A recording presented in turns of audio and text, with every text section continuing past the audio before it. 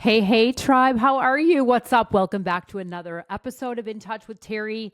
This is the Insane Season 10, over now 100 episodes. And I just want to thank you so much. That last episode was really heartfelt, vulnerable. My little daughter, my whole team, and everybody giving me a shout out. I received so many messages and DMs and texts from you guys. So like that brought tears to my eyes. So thank you so much for being my ride or die and tuning in to this podcast. Like I always say, this is for you, about you, and to serve you, to bring you the most valuable information that I possibly can with things that you guys tell me that you want. So as we kick off season 10, I thought it would be most vital and most critical right now to really just get the elephant out of the damn room, right? Let's talk about the economy and its impact on the aesthetic industry today, because it's pretty brutal right now. And I wanted to give and dive into this topic that every aesthetic practice needs to pay attention to right now. The economy is shifting, patient behavior is shifting, and it's impacting revenue significantly.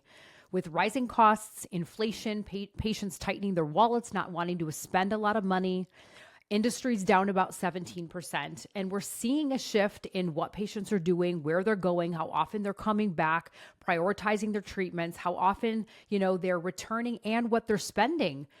Look, we have to pay attention. But the good news is that practices that understand what's happening, that understand the trends, and are willing to invest working on the business, not just in it now more than ever, can adapt, be agile, and come up with a strategic plan to not just survive, but thrive. This is really serious, you guys. So if you are a provider, an owner, an industry leader, and you are wondering how to stay ahead of these uncertain times, this podcast is for you. So again, grab a glass of wine, a piece of paper, listen to this with like certainty. I always talk about 80% is listening. Listen with yourself all in, because I'm going to give you some very specific, very specific, I think over 10 points in this podcast that you are not going to want to miss. But before we get into the goods, I'm really, really excited to announce that I have an amazing sponsor, which is Podium. And why? Why did I make this decision? So over the past several seasons, there's been people knocking at my door, banging at my door, wanting to partner with me, wanting to be a sponsor, and I've tended to shy and turn it away. You guys know that I am in this for you. I love to educate. I love to be there for you as a valuable, trusted source. But I promise you that I only play with people that believe in what I believe in, and that can be this tested source for you. So Podium, what the hell are they?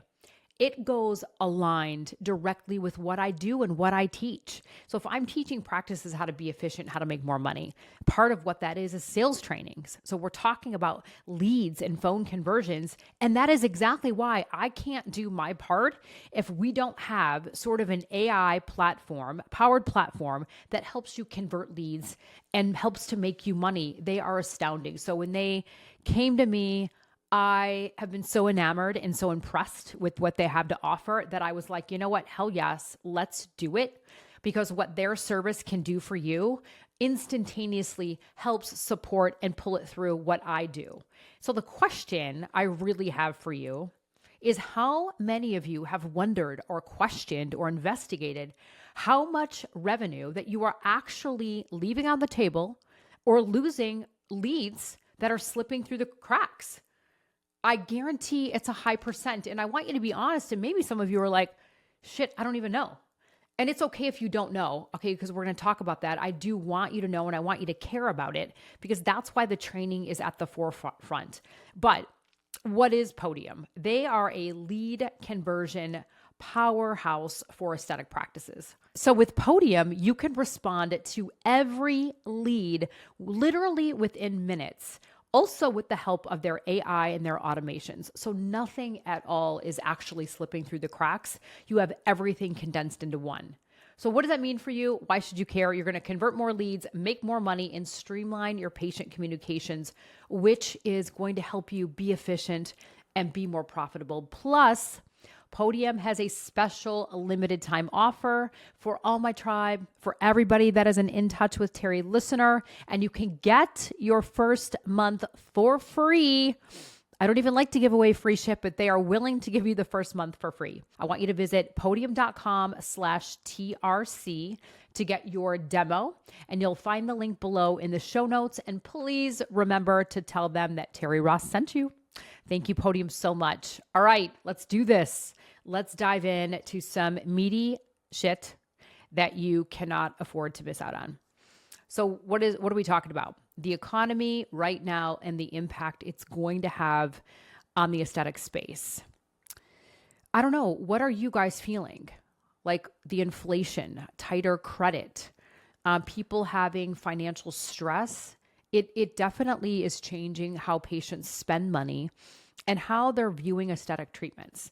So we're going to have to just be honest with what it is. Knowing our benchmarks are critical. They've always been critical. It's what I teach and preach all the time. But patients are going to be becoming more budget conscious and looking for more affordable services and perhaps stretching out the treatments a little bit longer. So if we're thinking about what I always teach, which is making sure that we are doing this comprehensive treatment plan. Why? Because we need to be transformational, not transactional. Now, what does that mean? Number one, it's directly tied to retention, which people should be coming back around 65%.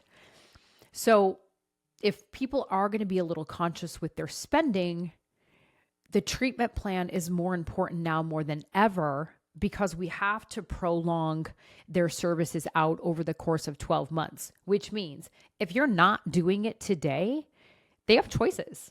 They're going to price shop. They're going to go to somewhere else down the street. They're not going to be loyal to you because you didn't educate them on what they need in the first place. So let's tie that together, realizing patients are going to be reducing perhaps some of their spend. I hope not. But as long as we have a treatment plan in place, we can make sure that we are capitalizing on those patients in your practice. Number two, the shift in patient behavior and what they might be selecting for their treatment choices. So if they're going to be more cost effective, they're going to be looking for treatments that are probably more popular and spending money in those areas. Obviously, we've heard it. Dermal fillers are down. They're on the decline. Neurotoxins are remaining stable, but that's simply because it's a lower cost to entry. When we think about the laser skin resurfacing, the chemical peels, the surgical procedures, they're a higher investment. They do yield phenomenal results. But again, why do patients buy anything in the first place? It's an emotional need. It's an emotional connection. They have a problem. You have a solution. You just have to figure out how bad it is that it bothers them and what they're willing to do because patients will find the money. Look, the weight loss drugs, we all know about that. The semaglutide, Ozempic, Wegovy, they're taking market share away for sure for body contouring and for surgical procedures, but they're bringing in new people in the door. However, what's happening is the people are coming in for those weight loss meds and they're not being transitioned into a treatment plan. You guys, that's a problem. We can't have the mentality, I'm just going to bring in this kind of a service to get new people, but you're not willing to retain them. So again, if we're thinking about less people in the door, we have to look at maximizing that revenue potential by each person. And then in addition, if they're spacing out their treatments and not coming back every 3 months or 4 months, how are we going to be managing that? So number three, how aesthetic practices are responding. I don't know what is going on, but since the beginning of January, I have honestly been on like a roadshow training practices, and I'm so glad that people are paying more attention to their businesses and recognizing their vulnerabilities and weak spots in terms of their finances or their sales training or their KPIs or whatever it is, because it's difficult to run a business, but when you know how, you need to have all the ingredients to bake this cake. And again, it's very simple when you have the support, because what I tell my clients all the time, you're buying time. Working with people like us, it's not an expense. it is absolutely an investment that yields the highest return because you will have the methodologies to know how to do it. But what are clinics doing? So they're responding and they're discounting. I understand people are going to be price sensitive. I have empathy for that. But you got to decide. Some places are raising prices. So do you want to be Gucci or do you want to be a different brand? And again, it's okay, but think long and hard, because the second you start to discount, that is exactly what you become. That perceived value. I'm always talking about this book, that perceived value, but this book is insane. And I've gotten so many messages. Someone has to be the most expensive. Why not make it you?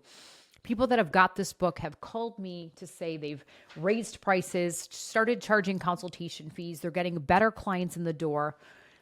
So please think twice before you do that, because it's going to start to narrow down and bring down your brand. I think too, it's almost like the perception of what happened in the pandemic, where we're discounting, we're, maybe not spending money. Look, the people that also did not slow down on their marketing, they're going to win. So now is not the time to kind of be scared. It's a time to get your arms around the business, identify those areas of opportunity, and buckle down at perfecting, picking the one or two things that you do well. Okay, let's talk about social media. Holy shit. I mean, it's not going away. We all know how important it is. However, there are some practices that have barely a presence and they are crushing it. So, what's happening with social media and filler fatigue? I mean, now celebrities, influencers, people that have had it are reversing fillers, and it's because the consumers now have this whole hesitation around it. Right, wrong, good, bad. There's amazing products out there.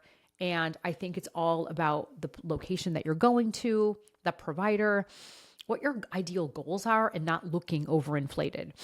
But look, social media, brands, people, they're recommending certain skincare products, at-home devices, like alternative treatments, which would, perhaps limit patients coming in your door. And then nobody wants the fear of looking overdone. So what can you do in your practice that gives the patient the journey they're looking for, the safety, the trust, but knowing what your credentials are and the reason that the treatment plan matters? Again, you're not selling anything. You are educating them on what's possible over a period of time for the services that you have so that they don't go someplace else. And let's talk about a competitive edge. How can you, or how should you adapt? I mean, I'm going to be tried and true into what we do at Terri Ross Consulting, which is give you a blueprint to help you feel empowered and knowledgeable about what you don't know. We want patients to be educated.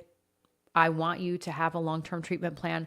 I want you to position your services as an investment. It's not a cost. A cost is what you pay for. Price and value is what you get. I want you to look at your service offerings right now. Are they diversified? Are you getting patients in the door, your clients in the door, that are spending money in the right services? Now, that can be a mix of ones that are affordable and a mix of services that are higher value. It just has to make sense and be profitable. Otherwise, you're going to be losing money. How else do we adapt? I know everybody talks about memberships and financing. Look, there's amazing programs, but not if you don't do it, not if you don't make it a part of your business model, not if your team is not held accountable to the KPI. What percent of your patients are on financing? Like, challenge the process. What percent of your patients have a membership? Look, they could be great. It's going to help patients afford something, but not if they don't come in and get the services. So how are we actually pulling it through? And then being adaptable means improving upon your sales and retention strategies. It's not like, oh, we trained our front desk once, or, oh, I took this online thing, or, oh, maybe you saw me perhaps at a show before. You guys, it's hard work. It's holding people accountable. It's practice every day.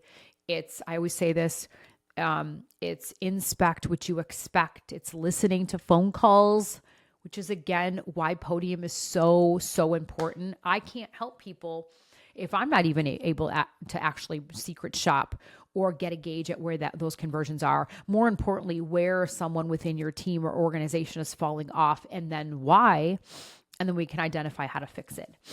And then what's next? Like, where are we going to go?